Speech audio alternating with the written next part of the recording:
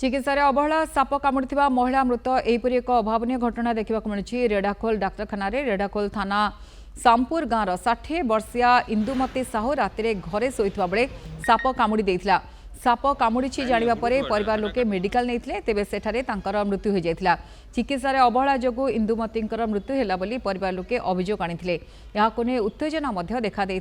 परिवार लोके एसडीएम को फेराद होते उपखंड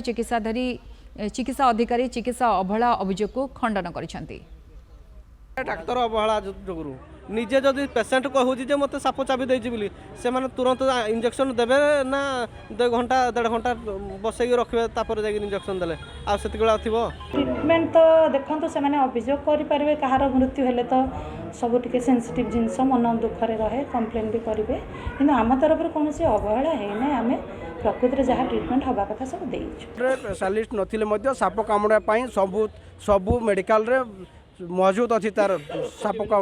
सब ट्रिटमेंट करने किंतु से डॉक्टर जिते डॉक्टर चैम्बर को जाऊँच पेसेंट आठ डॉक्टर ना माने कौन करा दुखर विषय कौन अच्छी से लगी आज ये जीवन हानि घटी।